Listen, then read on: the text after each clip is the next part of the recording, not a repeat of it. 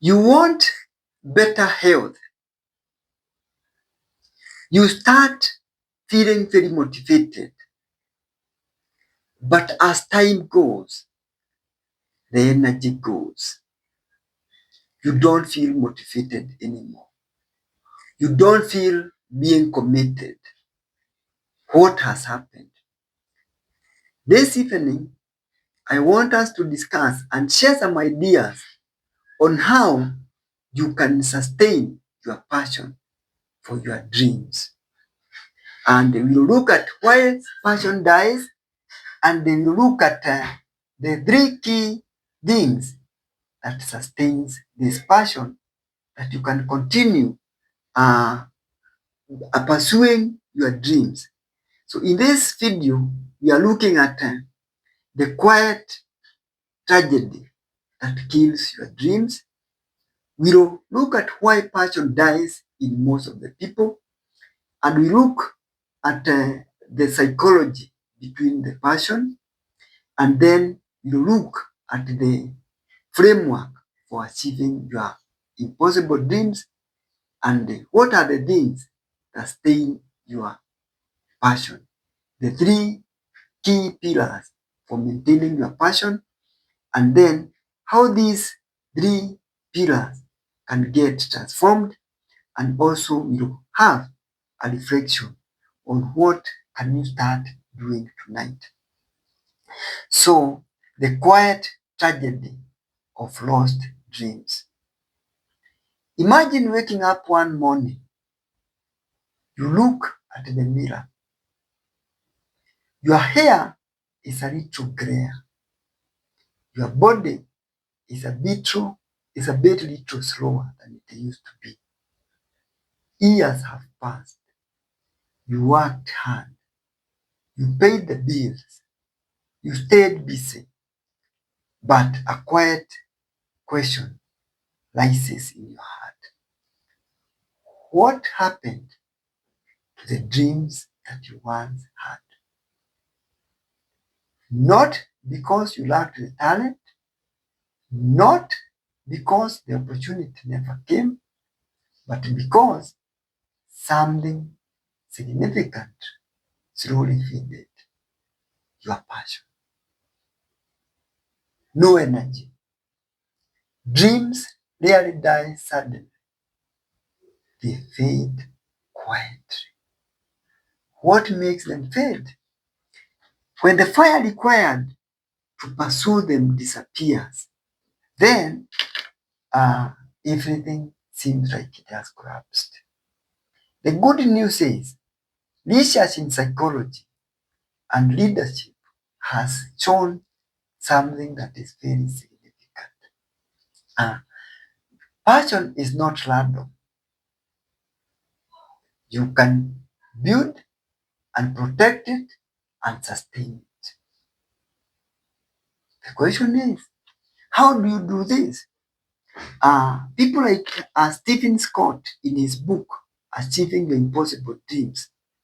There is Simon Sinek, the power of starting the why. And there is Carol Dweck in his book, The Mindset. They have given us some strategies and tips on how we can sustain our passion and achieve what we really value in our lives, and even achieve it at extraordinary levels. So together, they reveal why passion dies and how to make yourself unstoppable. So stay tuned. We are just starting. Why does passion die in most people?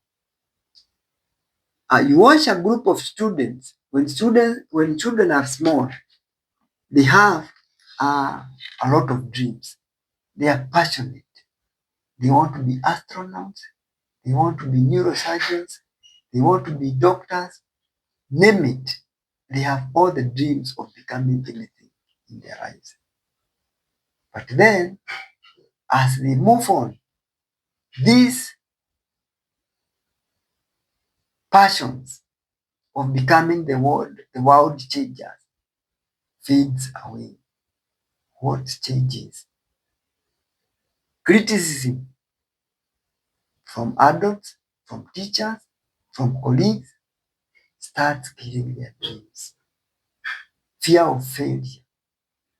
What if I start and I don't manage it?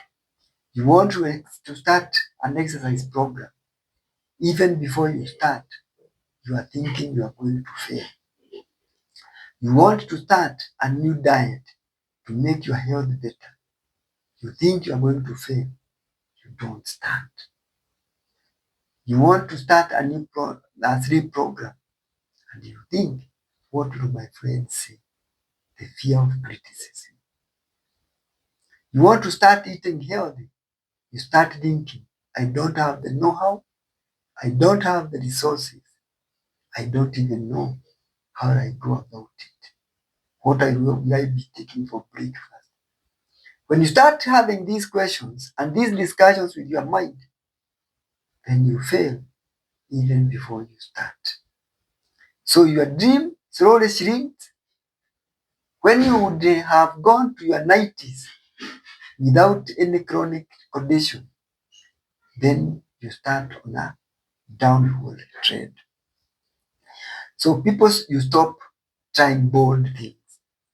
And then you start building safety of a purpose. No wonder today you're asking yourself, what went wrong? The deeper reason passion fades was uncovered by the Stanford psychologist Carol Dweck. It comes down to the mindset. So the hidden psychology behind the passion. Dweck discovered that people have two types of mental setups. There are people who have a fixed mindset. People with a fixed mindset, they believe intelligence is fixed. You are born the way you are. You can't learn much. Talent is fixed. You can't help it. Ability is fixed. Nothing you can change. And then when you have this kind of thinking, then failure or mediocrity becomes assured because it is not within your capacity. I'm not good enough. So when you fail, it's just because I'm meant to fail. I don't have the capacity. So people, you avoid risk, you have this kind of mentality, you avoid challenges, and even you avoid difficult goals. You think of living healthier, starting an exercise program. It's not meant for people like you.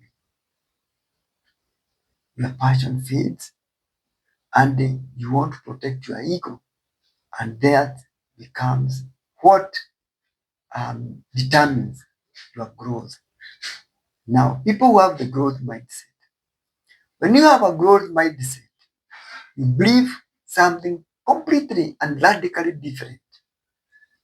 Abilities can be developed. None of us is stuck in a particular situation. You can always change your current situation the moment you decide. You can learn skills if you have the learning techniques. You can build talent through effort and persistence. And the most successful people, they are not the most talented. They are the people who accept to take risks. They are the people who persist in whatever they are doing. And they are the people who accept to execute and execute relentlessly. It is not what you know that makes a difference. It is what you are willing to do that will make a difference in your life. So when you start something, you fail, you learn that that was not the right way. You adjust your strategy and you keep going. So challenges become your training ground. I can overcome this. I can learn. I'm someone who can learn. I'm learning. And you keep going. So passion survives because growth itself becomes rewarding. You learn one thing, you overcome one roadblock, and this becomes a setup for you to grow better. So this mindset becomes the fuel that sustains your impossible dreams. So what is the framework that will sustain your impossible dreams?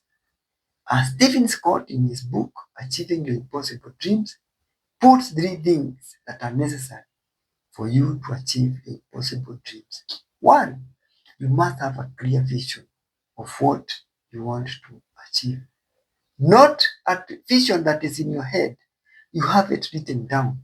What is it that I want to achieve in my health? What is it I want to achieve in my parenting roles? What is it I want to achieve in my marriage? What is it I want to achieve in my finances? Write it down and break it down into goals, into steps, and into actions that you can implement on a daily basis. Because as I said, execution is the baseline. Then have a compelling reason. What is your why? Why do I want to do this? Why am I doing these videos? Is it for myself? Is it to overcome and help people build a better life for their tomorrow? Overcome challenges that have kept them stuck?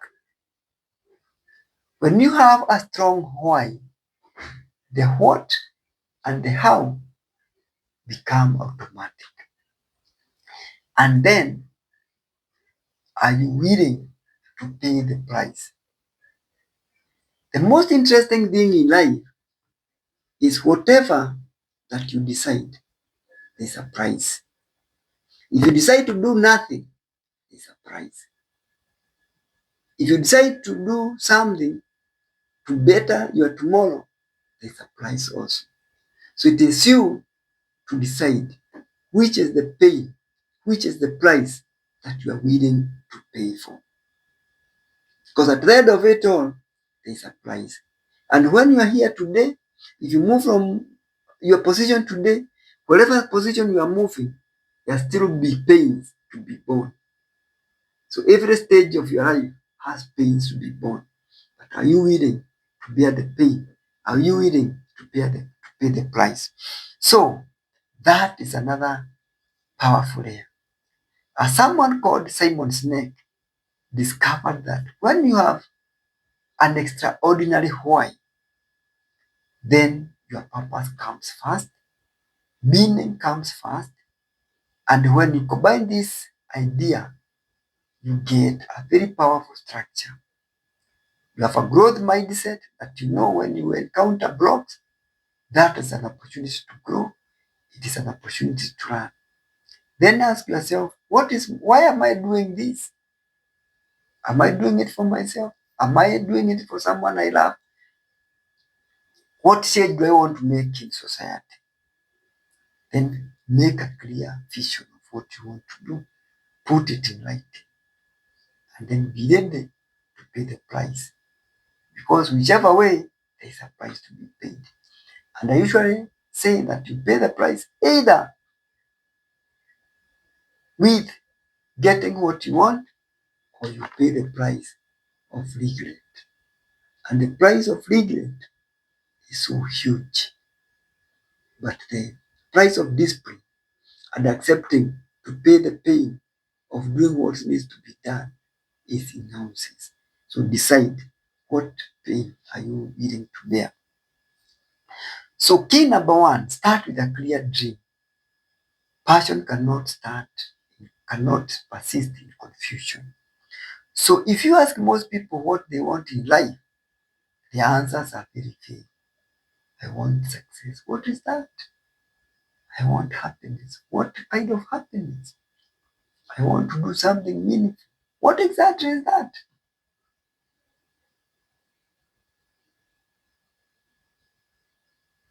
You can be as specific as you want. I want to build a health system that will help most of the people enjoy their health and keep away from chronic diseases. Something that is very specific that you can be able to write down, break it into goals, develop the strategies, and then the daily steps and action that you can implement on a daily basis. When you have this, then this is a clear, vivid dream, and it's very specific, and it will keep your passion going because you can see what you can do on a daily basis. You can see it, you can describe it, and you can imagine it. A clear dream becomes your compass, and it guides your decisions, and it filters distractions. It keeps you moving forward even when the path becomes difficult. Clarity fuels your passion. Then the next pillar, what is your why? A clear vision, great. But then why do you have that dream?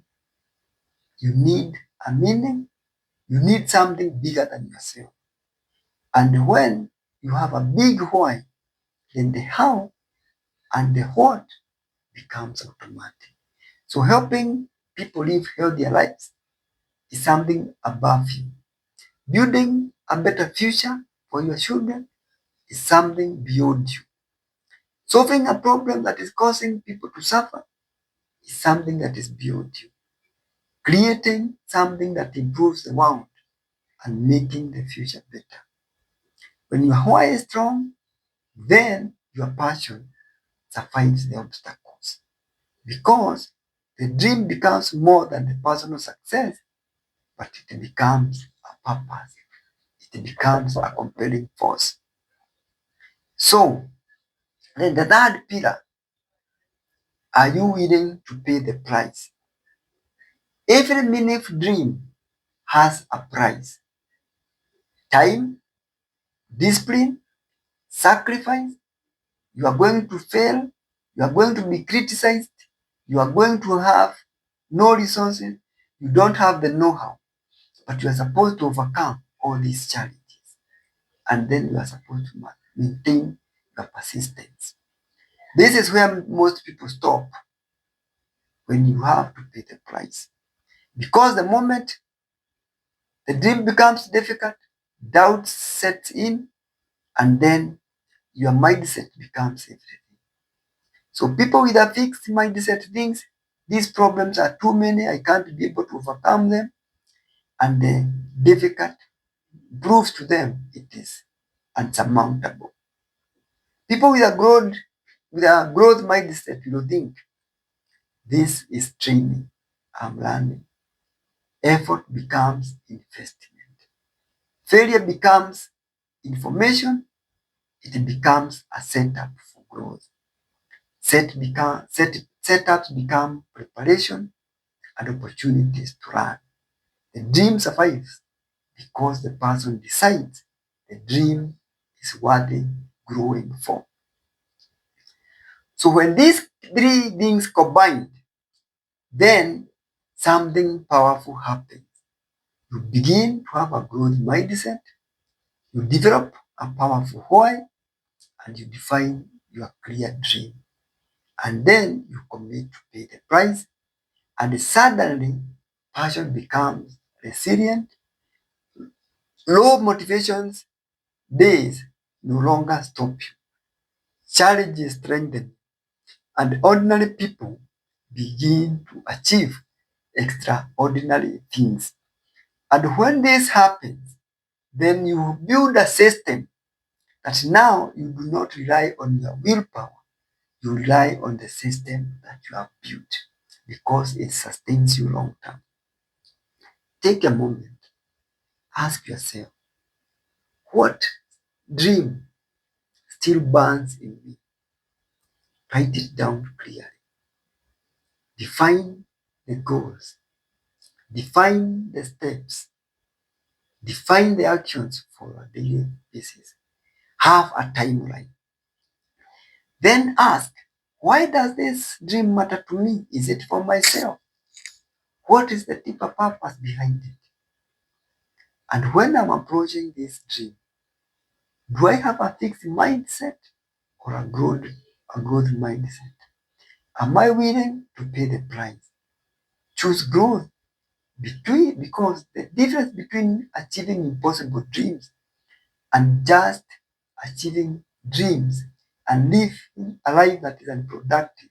It's not just talent. It is not just education. It is the willingness to execute relentlessly. So, what will sustain your passion? Your dream may feel distant today, but dreams do not disappear. They wait.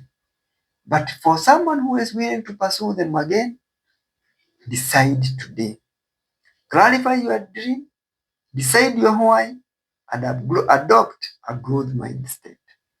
Start paying the price required to build something beautiful, meaningful for yourself, for your children, for the future, for your country, and for the world. They are achieved by people whose passion never fades. They sustain it. And that's what makes people who are ordinary achieve extraordinary things. Why do many people lose their passion? And how do you sustain your passions? You have learned it today. So pick one thing and implement it. And I meet you in the next video. Thank you for watching. I'm Dr. Dedito.